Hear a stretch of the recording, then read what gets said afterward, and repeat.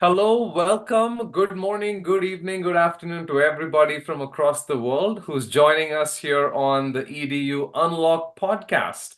With me, your host, Ashish Fernando, founder and CEO at iSchool Connect.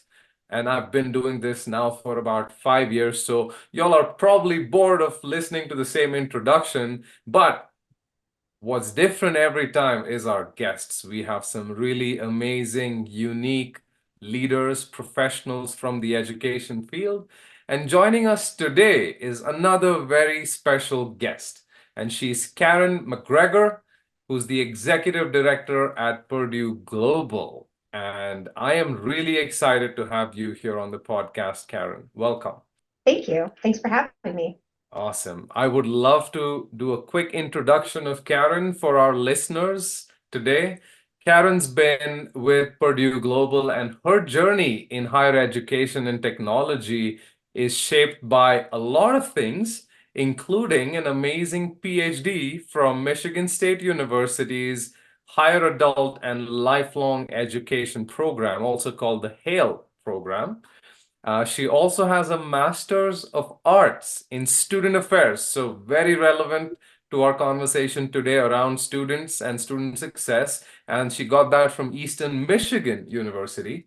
Beyond her education, Karen's entrepreneurial spirit shines through her work. She's pioneered in successfully coaching teams. She's featured in Inside Higher Ed, which is one of the more popular magazines and journals that a lot of us are reading. She's been a guest on a bunch of podcasts, including this one today, but also on the Ascend podcast, which was at the South by Southwest conference, which a lot of our listeners, I'm sure, attended. She was also at the ASU GSV conference recently. We spoke a lot about that. I was there too, and Karen participated at a panel at GSV, which was titled "Supercharging Human Skills and Combining AI and Coaching in Learning and Development." Very relevant topic for today's listeners. Everybody's kind of thinking about what's my strategy on AI? How do I bring it into into my ecosystem? How do I help my institution work around combining AI with what we're doing? So this is all amazing. So Karen, thank you for joining us today, and I can't wait to get your insights on everything higher education, technology, and leadership. Thank you. Thank you for making me sound so impressive. No, I didn't have to do the hard work. You mean you've done all of that. I just had to say it, Thank you. what you've done. So wonderful. Karen, would love to start with an introduction. Also, maybe rewinding life a little bit. How did you get into education? What kind of got you inspired to work in this field and go through this education, relevant work experience. There's no like, oh, I kind of went down this other path and came back. No, you've like been focused. So would love to hear. So that's it's great. I'll tell you a little bit about me. So yes, I'm Karen McGregor. I am the Executive Director of Student Success here at Purdue Global. I've been at Purdue Global for 2 years. My anniversary was Friday, so Oh, wow. very Congratulations. relevant.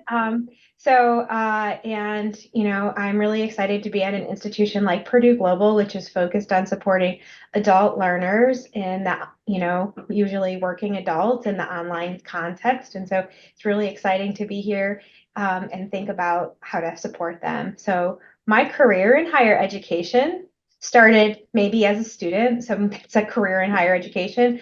I wasn't a very good student. So if there's any students listening who are thinking, oh, I'm not the best student, and that's why I'm listening to this, well, that's great. Um, there's also a path forward for everyone. And, eventually I went from, needing to take a semester off here and there to eventually earning a PhD. So I think that, education is a journey. And so if anyone's listening that's on that journey, don't be so hard on yourself. So after college, That's I valuable. went to Yeah. Eastern Michigan for my undergrad. I studied journalism and French, and I thought I'm going to be a journalist and I'm going to speak French. So I didn't really have a plan for how to actually do that. So I joined the United States Peace Corps, where I taught English in a French language school. And then I came back and I decided I was going to be a teacher because, you're when you're young, you kind of just change your ideas a lot. So if that sounds like you too, don't feel bad. Pretty normal. No, I'm Uh, actually, yeah, happy about it. Yeah. yeah. So Yeah. then when I got back, I decided not to become a teacher and I went into a higher ed program at Michigan, at Eastern Michigan University. And that time I really learned, how to support students. And shortly thereafter, I was a hall director and I did some things with admissions and orientation and things like that. So I kind of just got my feet wet in multiple areas. And then I moved over to academic advising and I'm like, oh, I found my love of my life. It's academic advising. And so I got a job at Wayne State University, which is a great R1 urban serving research institution in Detroit, Michigan, where I was part of a 2+2 program. So I was accepting transfer students into a junior and senior level program. So it was engineering technology. And so all of my students were transfer students. And all of my students were majority adult learner over the age of 25. And so I got to understand how that experience goes for students. And let's just say it's not smooth. Students lose a lot of credits in that experience. They lose a lot of time when they lose their credits, and they experience some cognitive dissonance when it comes to their faculty seeing an adult person thinking, oh, this person has their life figured out, to be like, no, I just got here 5 minutes ago. I don't know what I'm doing yet here. And so to really help that smooth out that learning curve became my mission. And I think I did a good job. I'm still in touch with some of my previous students from over there. So they tell me all their good accomplishments on LinkedIn. And sometimes they'll walk up to me and be like, you were my academic advisor a long time ago. And I'm like, okay. But now at that point in time, it was 2008 and my position was eliminated, which is like, wow, I'm doing all these great things. And yet to support adult learners, how can I continue to do this? And that's kind of when I got turned on to, well, go study this. So that's when I started my PhD and I really, really like dove into studying adult learners. Anytime I could make a project about adult learners, about transfer, about community college, about 4-year, 2-year pathways, those types of things. I spent my time just really kind of eating all that up like candy. It was fun. It was hard. And I did a qualitative study on adult learners and transfer. And then I started working at a Mm. private business school and I kind of dabbled in various things. And then I got a job at Purdue Global and I'm really kind of like swimming home. I feel like just working with adult students and really helping think about what services and interventions can we provide to help support them, to success in the online workspace. So there you go. Awesome. So you kind of built those steps up, and more importantly, I mean, when that position was closed, you didn't lose hope. You kind of kept going, and now you're actually in a way better place, and it's amazing. I mean, you're leading student success at Purdue Global, so good on you. I mean, congratulations.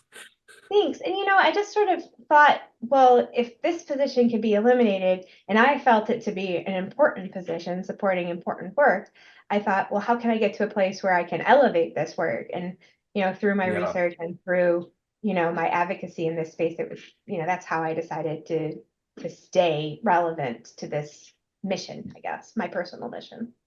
That's amazing. I mean, I've got a lot of questions around your job and what you do, but most importantly, I mean, when you think of student success, and especially like all the challenges you face around student success, a lot of times institutions think, oh, maybe we don't really need somebody in that role or whatever that be. Um, what do you think is kind of the essence of running a student success organization at a place like Purdue? And then I would love to talk about some of the challenges you're facing, but like what would be sort of the key theme of, what it means to you? So when I talk about student success at Purdue Global, and I'm new, so if you hear me speak ever, I usually bring up three things, which are the three main pillars or priorities of my department and sort of what drives the work or so here we go. The first one is aligning student support services. So we started out and as a new department, we had academic advising and we were adding in a coaching team. And so we really needed to think about how we entered into a system that already existed. There was already support for students, but we needed to provide a little bit more deeper level relational support for students experiencing non-academic challenges. So really kind of navigating that space has always been interesting and a challenge, but figuring out how can we align so that we're all going in the same direction and being in the same work around supporting our students' success. The second one is Mm. how do we address some of our highest drop scenarios? And so thinking about how, like what are those scenarios and how do we really address them? And then the last one is best in class basic needs support and really sort of thinking about how can we support the non-academic challenges that our students are facing? Because the majority of time when we lose a student at Purdue Global, it's not because the coursework was too difficult. It might show up as the coursework looking too difficult, like they were not turning in assignments or something like that. But typically what the problem is that something else is going on in their lives, which is stealing their priority. So, with our students being 60% are 30 years of age or older, 42% are from underrepresented minorities, 51% have children or other dependents, one third are veterans or military, and 50% are first gen students. So that's a population that we're Mm. serving, very diverse, very multifaceted when it comes to the problems that they're facing. And so, when they struggle, 50% of first gen, you yes, said?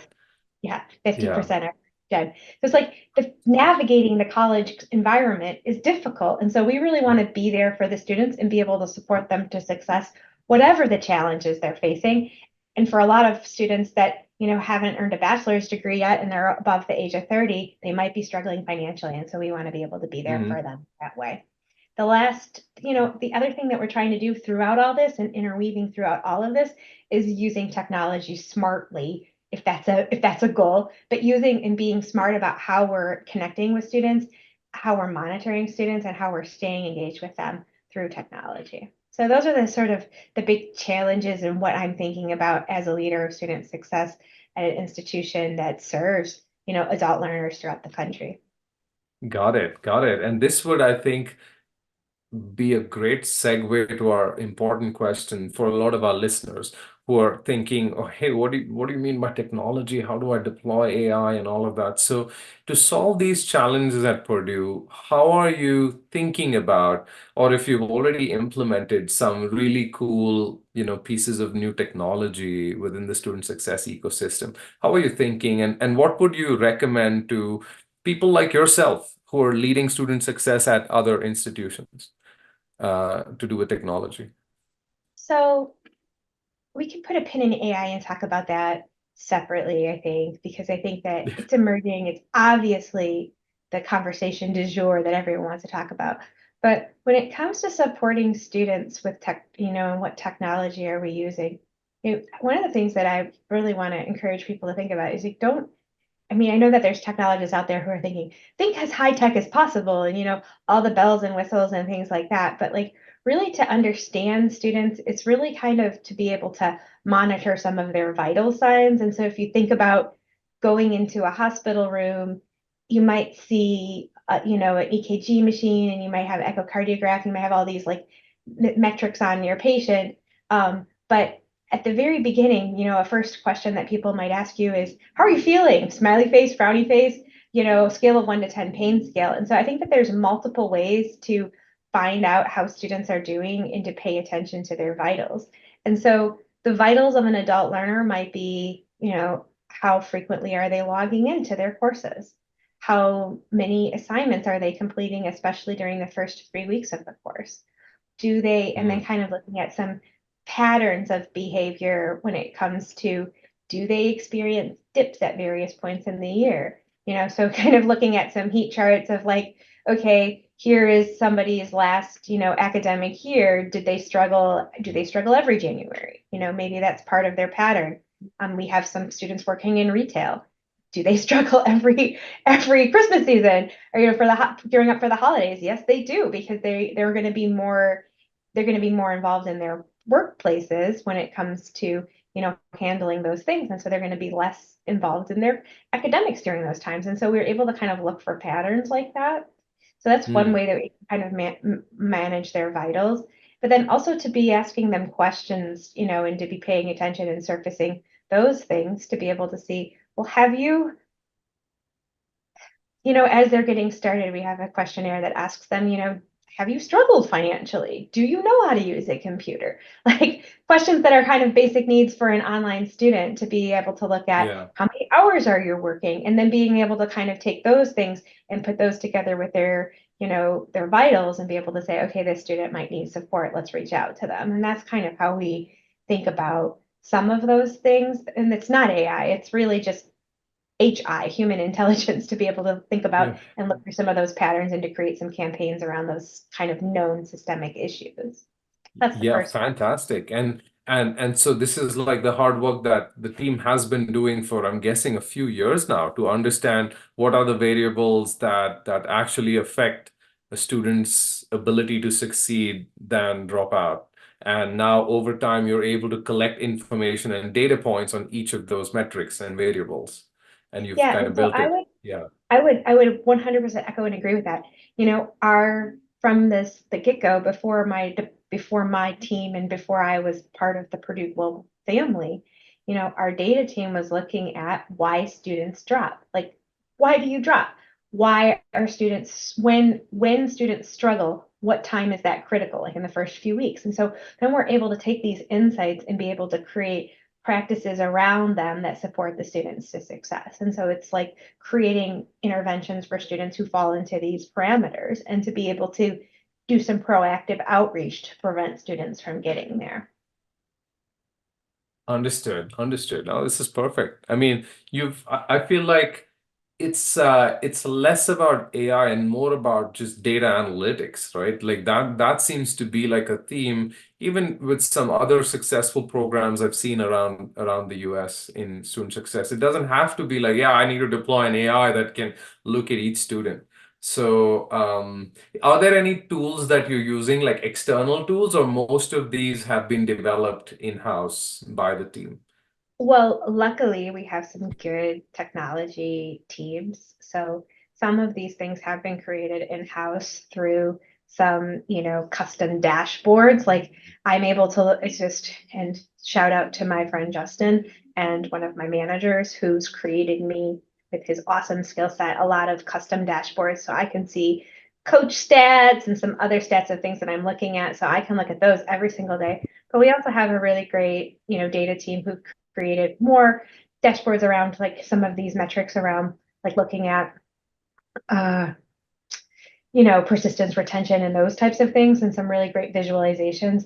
And then I would say that my favorite one is the custom dashboard that we have created for the success coaches, where we can literally look at and see some of these vital signs for our students, and that can kind of help a coach know who's doing well and who isn't, before they reach out to them and are able to kind of connect with them. Got it, got it. So it's a lot of in-house stuff that's been developed, and are there any sort of emerging technologies y'all are kind of wetting your feet in, like any types of AI? So we are doing some AI things at Purdue Global. So this is Uh-huh. a little like our IT team has been, partnering with it's, you know, related to the Google, there's a Google project, but it's related to creating a learning assistant that's going into, we started with like 5 classes and we're moving into, I think 25 classes. And it's a kind of a, right now we're in 1.0 or 1.1. We're very new to this game, but we really created a learning assistant to help the students navigate their courses and answer some kind of questions that faculty get frequently asked questions, but in a way where it kind of can walk a student through some of the pieces in the class, but also, Mm. help them with we're working towards helping them with some of their writing and some of their, so that's where we're kind of moving towards. So the PG Learning Assistant can help a student find the syllabus, understand a rubric, answer questions about the course, due dates, those types of things, which, the faculty member can do too, or the student could kind of muddle through and spend a long time in the syllabus just trying to figure it out. but our students are pressed for time. And so if we can kind of give them the answer to the question that they're asking in a 24/7 methodology, that makes a ton of sense for the way that we're supporting our students at Purdue Global. The other thing that this Fantastic. the Yeah, other go thing that ahead. this AI is able to do is to be able to begin to identify a student who might be struggling with something non-academic, those challenges that I talked about before, and help refer that student to a success coach. So sort of like a pre-triage. So it's like, okay, that's not an in-class question. That doesn't relate to your course content. So I'm going to make sure that you get to talk to a success coach to support you with those things, or make sure that you talk to an academic advisor or whoever the right person is to push the student through. We would push them to that through that AI would be able to help them with that. Got it. Got it. Now, with all of that happening and you deploying AI, or even let's even talk about just all the general data analytics and everything you're doing, have there been any unexpected outcomes which you were not planning for, either positive or negative, whatever that be, that you had a surprise in a few months or years of working on this, and it worked to your advantage? Um, So I yeah. would say one area where we're having some nice unexpected outcomes is we do have a student-facing social media site where students are able to post, challenges and things that they are overcoming. And, one of the things that we've noticed lately is help me is trending as like a help me with this, help me with Help me this, help me with training. this. So then we are able to figure out, what those things are, those challenges that like students are basically telling us what they need help with. And so then we're able to help them, which I think is nice because if you pay attention, I mean, even if you don't have a tool like that and you have a tool like Facebook, like go and look at what your students are saying out on Facebook because they're probably saying help me sometimes. And so that's an opportunity. So if you're listening in the right spaces, you might see something that is an issue and then you can help them. And so that's especially if they're saying help me, it's a really great invitation to help them. And so it's Oh, like you don't need to think about it. You can just help them and that's great. And being able to support the students in that way is important to us. pretty good. Pretty good. Yeah, I mean, it's in this day and age, students are way better at technology than any of us trying to implement. Like we'll do something and we'll think about, oh yeah, we're gonna achieve X by it, but the intended outcome might be Y, like something Mhm. completely different. And we've seen so many stories. This is great. All right, so that is good to know. Um, how do you, so coming to that point of like students being on that, education sorry, technology hype cycle, they can deal with technology, they can deal with AI, chatbots and everything. And educationalists, leaders, and entrepreneurs who are trying to figure this out on the other side, on the management side, actually there seems to be a divide between that, right? Because you're dealing with Gen Z, millennials who are thinking very different. They're on TikTok and Instagram and doing all of that stuff. And we're here thinking, how do I administer education, impart the right education, and impart the right AI?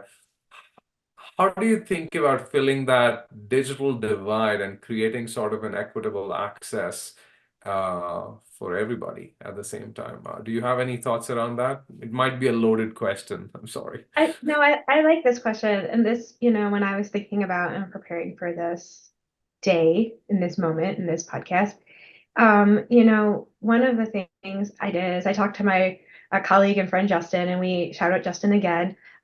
He would be a great guest if you ever need another guest. Of When course. I was talking to him about this, we were talking about just one of the things that we were thinking about, and one of the things I was talking about is like I use Duolingo. Like I use Duolingo on my cell phone. I use Duolingo every single day. It makes learning fun. So shout out to Duolingo too.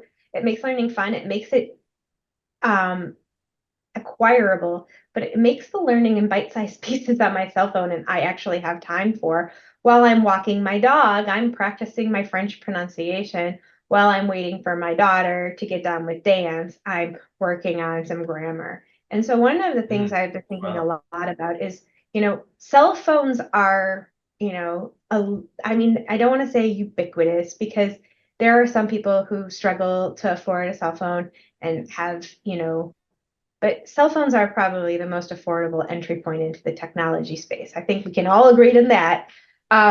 So being Absolutely. able to make your learning content,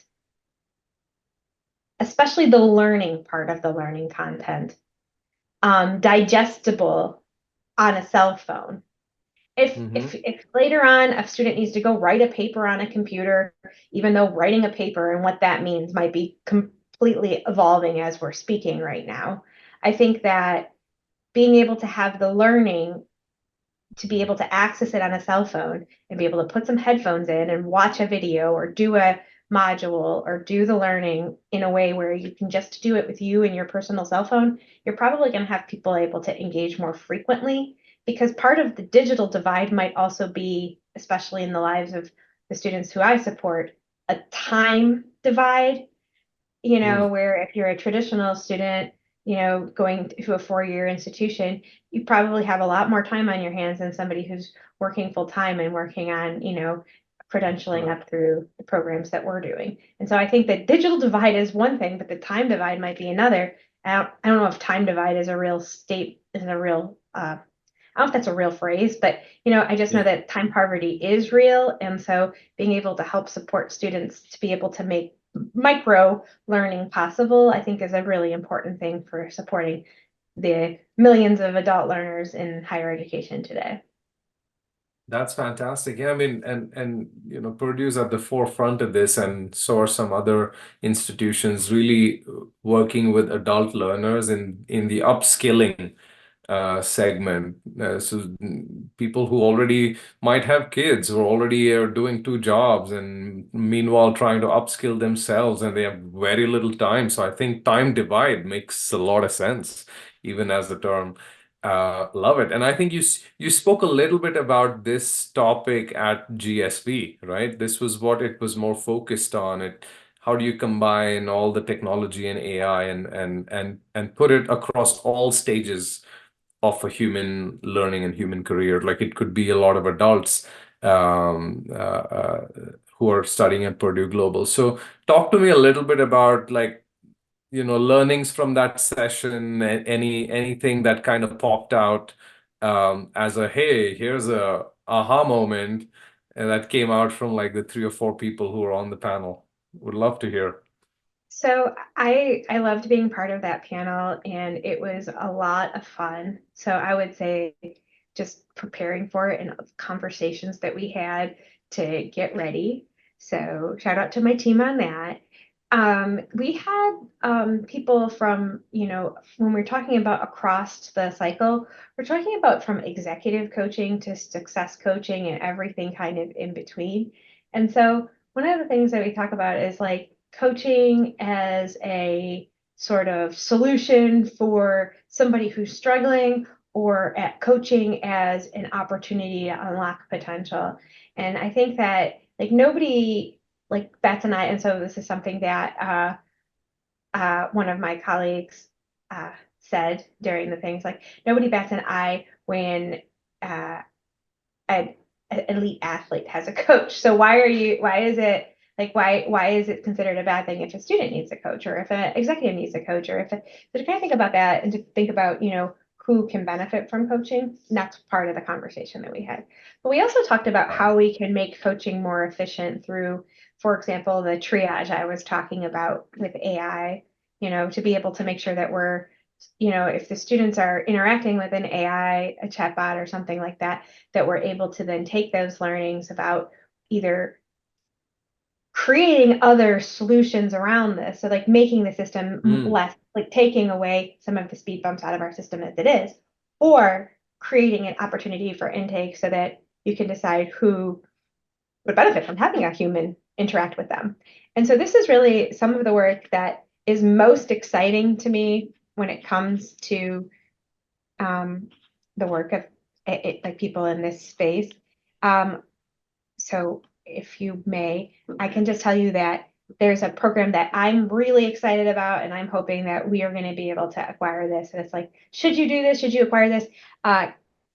So this is the one called EdSites, and I think it's really exciting. And this is a company that was formed by two sisters, Carolina and Claudia Ricci, and if I said your name wrong, ladies, I apologize.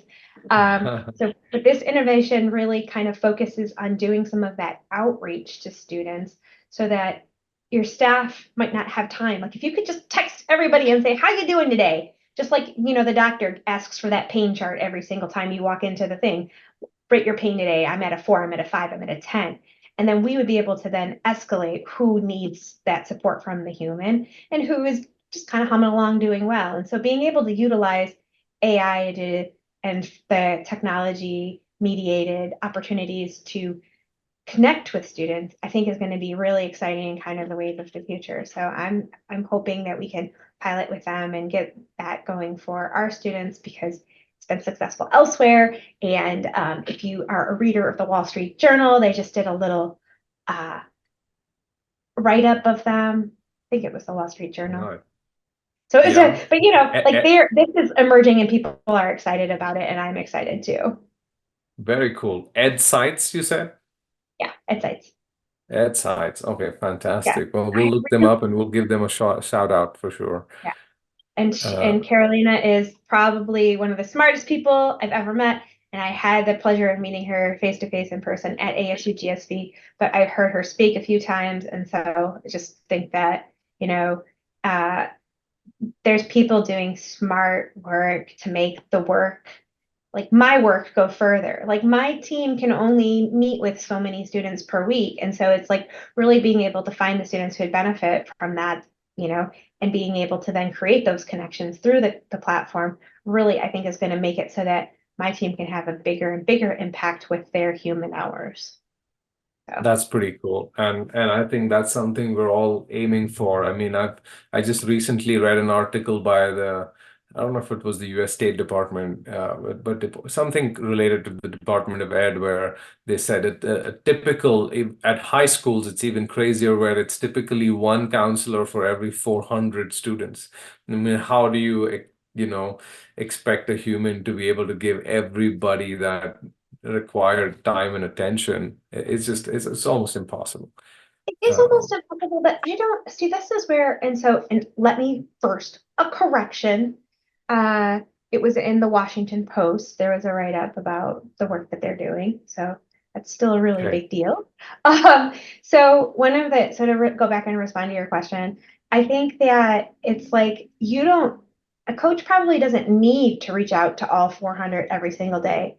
But in order to really be able to reach out to the right 100 students a week, or, to be in the faces and in the places of like the right students, you need to have some sort of mechanism to be able to identify who is struggling. So one of the things that's true is that students, you can identify when they're struggling in their coursework, right? So like I can see if somebody, through the LMS and through the way that it's integrated into the coaching dashboard, I can see if a student didn't post on their discussion board or if they've missed an assignment. But like, why?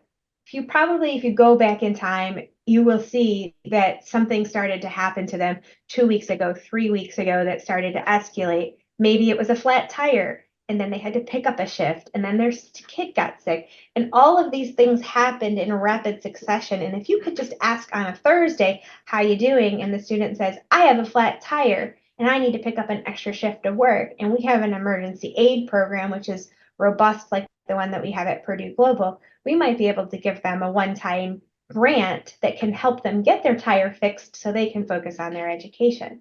But we wouldn't know that and we wouldn't see that and we wouldn't be able to solution that problem until 3 weeks out if we don't start employing these tools to find the students who are struggling sooner before it shows up in the classroom when it might be too late. That was Yeah. doom and gloom. I'm sorry. That no, we'll give it It's a a nice little harder background.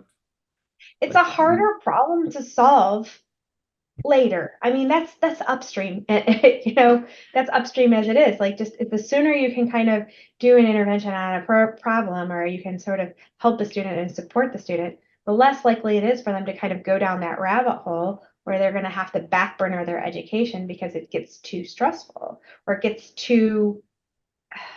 takes too much of their bandwidth, and their bandwidth for an adult learner is prioritizing family, home, and finances.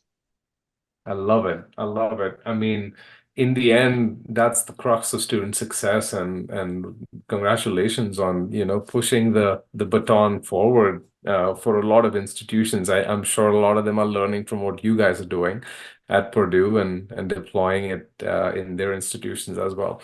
Any any final sort of recommendations, suggestions for our listeners that you may want to add? I think you've already given us enough to kind of bite in terms of how you're looking at student success, what technologies you're using.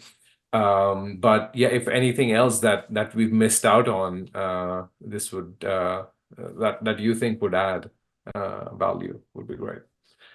Well, I do think that, there's multiple ways of, supporting students. And so there's multiple contexts that students are involved in. And so, you know, I really appreciate the opportunity to kind of tell the story of how we're doing it because it is a different context than what a lot of people are used to in higher education. If you're coming from a 4-year residential, style college, it's different, like finding these problems are different because you can physically see the students more frequently. So one of the things I would love to just shout out and say that it's like so important and the most important piece of the tool, like the system and like this is AI is great and advising is great and success coaching is great, but really actualizing the faculty to be the ones who are recognizing like the HI again, human intelligence, to be able to recognize the problems and to be able to not just empathize with empathize and not just to empathize, oh my gosh, not just to employ empathy in the classroom, but to be able to then activate a system of care that helps support the students beyond the classroom. That's what's going to be important for our context. And so I just really want to like shout out and really to say what a great system to be part of, the Purdue system, and what a great institution to be part of, Purdue Global, because I think that we have what it takes to support students in this way. Fantastic. Well, that's a great way to conclude on this amazing podcast. Thank you so much, Karen. It's been a pleasure to chat with you, and of course, I'm sure our listeners are going to have some questions, comments, and as and when we receive them, we're gonna send it your way in case you wanna, reply to them, and we'll relay all the conversations. So looking forward to that as well. But I've enjoyed all of the talk around student success, and from coming from somewhere like Purdue Global and yourself, who's leading the student success efforts. Congratulations on everything, and thank you so much for being part of this on Edu UnLocked with me, Ashish Fernando. Thank you so much. This was fun.